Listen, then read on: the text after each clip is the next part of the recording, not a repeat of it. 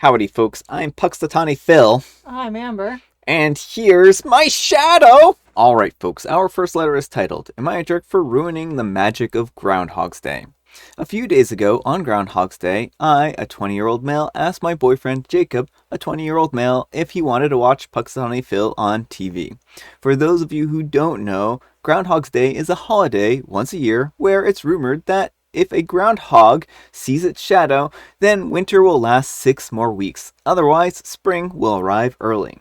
He asked me if I didn't think that we were a bit old to be indulging ourselves in make-believe creatures like groundhogs. At first, I thought that he was joking, but he was dead serious. I told him that groundhogs were real and Googled articles on my phone to show him. At first, he insisted that they were just parody articles, and he kept repeating that groundhogs aren't real. But finally, he began to come around.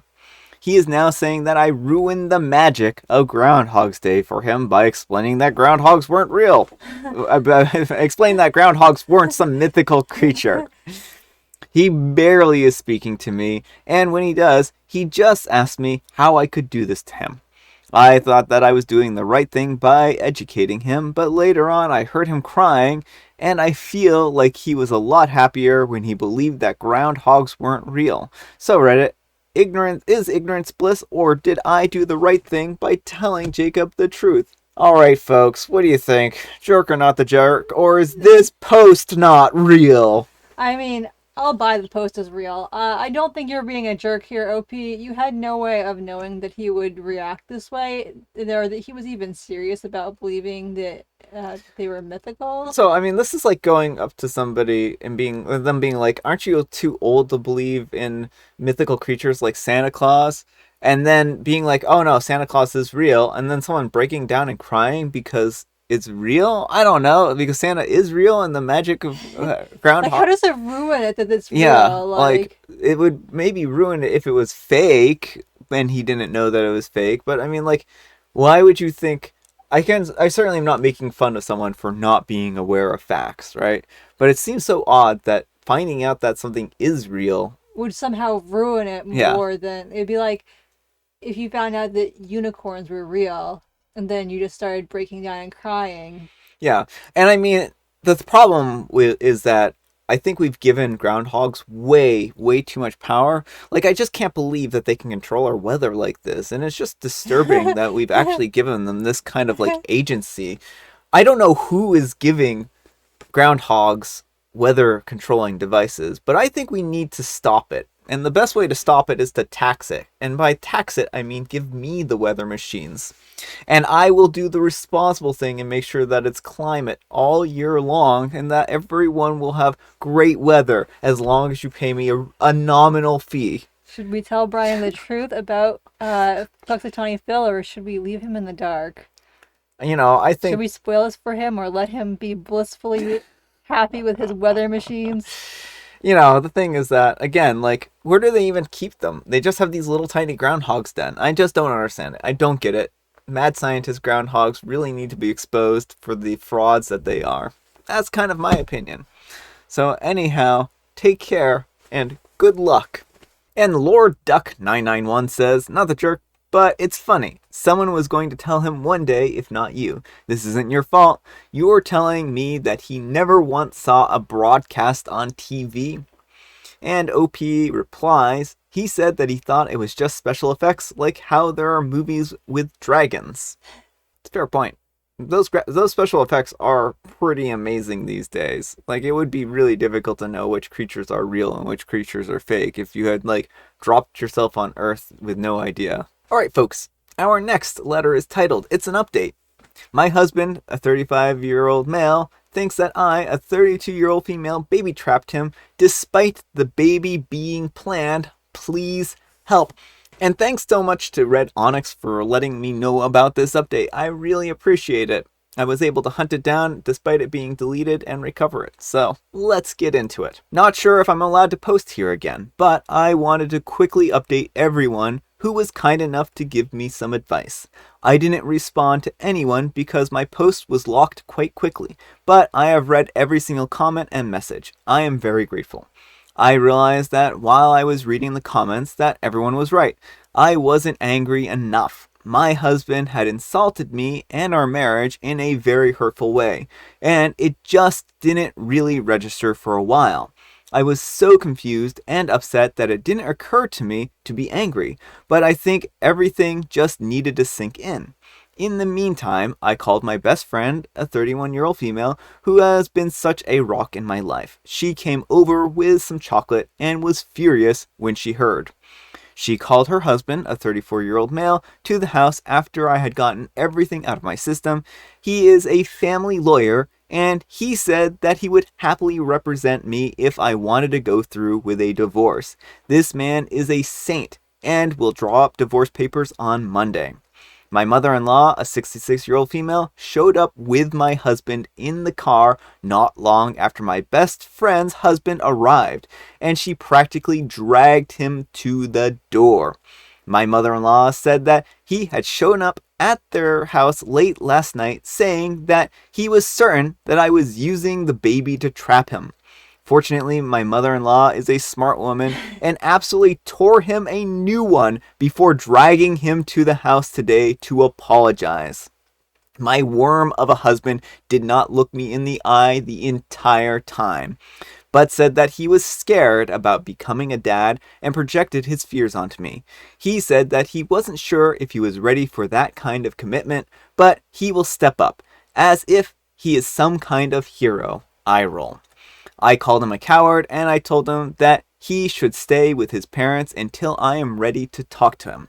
I didn't want to say anything about the divorce papers because I didn't know what his reaction would be, but he will find out soon enough. I also showed my mother-in-law the text from my brother-in-law, and her face was like a storm cloud.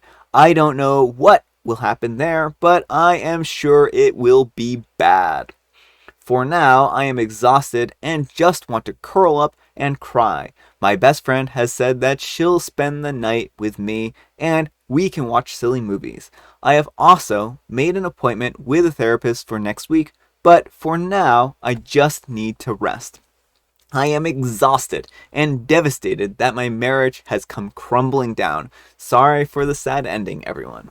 All right, folks, there is the follow-up to that relationship post that we read the other day. I just feel so bad for OP. Yeah, it's a really challenging situation, but, at least you now know where your husband stands. Well, at least she also knows that she has, like, a really supportive family, Right. really supportive in-laws. I'm sure that even if he isn't actively involved in their child's life, that the in-laws are going to be. Yeah, that's what it sounds like. It sounds like everyone but him is in OP's corner and recognizes that this is just not okay behavior out of him. Yeah, and I think it's just absolutely really telling how he wasn't even willing to, like, look her in the eye or explain things, and that he just kind of took this and ran with it. Like, he seems aware that this was actually just a fabrication. Mm-hmm. Because if he was actually delusional, then I think it would be one of those things where he wouldn't accept that he was in the wrong here. Right, and it wouldn't be so easily talked down by his mom. Yeah. So it's a really sad situation. I hope that OP can find the healing that they need and that everything goes well for them here. So anyhow, take care and good luck. Alright folks, so a little while ago, we had one titled, Am I a Jerk for Not Changing My Wedding Theme? And this one involved the person having a Halloween-themed wedding, right? A Gothic-themed wedding. And basically, there were a couple of updates here. There isn't a whole lot here, but I will give you a rundown. Basically, OP was really happy that everyone was so supportive of them. And also, OP was like, you don't have to ask me to use this wedding theme. You can go ahead and use this without talking to me. It's not, I don't own Halloween, right? Which is great to hear because I want a Halloween themed Gothic wedding for myself. Ooh, sign me up. And then she says, update, the dress is in the link. On Instagram, everyone was looking for it. And I have fit. Here is the link. And this is the Gothic themed wedding dress. I mean, I think it's a lovely dress. I think we need a second wedding. I think it's an expensive wedding dress. Well, it's not that expensive, right? Like for wedding dresses, right? And it's pretty nice. I think it's a very lovely wedding dress. So, yeah, I mean, I'll leave a link in the description below. This isn't sponsored. I'm not making any money off of this. So if you do go out and buy a gothic wedding dress, I won't see a cent of it. It'll be all on you. Although gothic wedding dress manufacturers, if you want to send a dress my way, I will definitely not object. Alright, folks, and then our last update is titled, Will I Be a Jerk If I Uninstalled a Ring Doorbell That My Mom Uses to Spy on Me? And this was way back in episode 788, if you remember. So what happened is OP moved into a house that their mom owns, and she has been spying on them with a Ring camera, and there is an update of sorts. Edit. Update. I covered it with a sticky note, and she showed up the next day at the house to collect her mail and told me that we needed to set a time to meet alone and talk. Wish me luck. Update 2. When she showed up at the house, she was furious. That looked like she wanted to strangle her own daughter. Mad, ranting that I was ignoring her. I was. Pointed out to a cut on her forehead saying, I'm fine by the way, thanks for asking. She completely embarrassed herself though, since she didn't know that my brother-in-law was visiting and came up to say hi to her. Her tone completely changed. He told me that the only reason he came out to say hi, 'cause he didn't like the way that she was talking to me. We ended up meeting a few days later for lunch, and she had completely flipped her mood. She basically talked about how much she loved and supported me, doesn't want to see me unhappy, wants to support me financially, didn't even mention the Ring doorbell.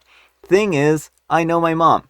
After she had cooled off, and after showing up at the house, she knew that she couldn't bring up the doorbell.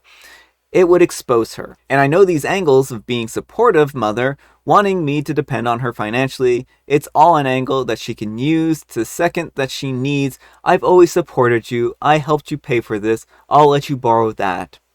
I'll update again or make a new post when that happens. Maybe Reddit can be my diary and you'll all help keep me sane. So it sounds like the mother-in-law has kind of an ego problem. And yeah, so a lot of problems there. I hope that OP you stay sane, and I think that hope that everything goes well for you. So anyhow, take care and good luck. All right, folks, it is tea time. Grab your beverages of choice. I've got some tea right here, and Amber has a joke for us. Why are robots never afraid? Well, robots are never afraid, Amber, because when we build robots, we build them with integrated courage circuits. And those integrated courage circuits, or ICs as we like to call them, are very, very robust. And they have many, many fail-safes that prevent robots from being too cowardly. And so they go forth and they fight our battles for us, the heroic, brave robots. And that's why, Amber, that's why when you see cartoons like the GoBots or Transformers or any number of those, that they're always very brave and bold, and they just continue to do the right thing, except for the bad robots, which, they forgot to have their ICs installed. They have nerves of steel. I mean, it's very close. It's pretty close. It's pretty close. And I have Earl Grey. All right, folks, that's all the time we have for today. I hope you are all having a great Monday. Amber, what is the moral of the story today? Well, I think the moral of the story today is that we should have a second wedding on Halloween, and I should have a beautiful black dress. Yeah. Amber wants to have a third wedding. I mean, one was technically a vow renewal, so. Amber wants to have a second vow renewal. Yes, on Halloween with a black ball gown that is gorgeous. I think the moral of the story is that if you don't know what a groundhog is, then your life is better and more enriched. I don't know if I can agree with that. Thanks so much for watching, and we will see you all tomorrow. Bye.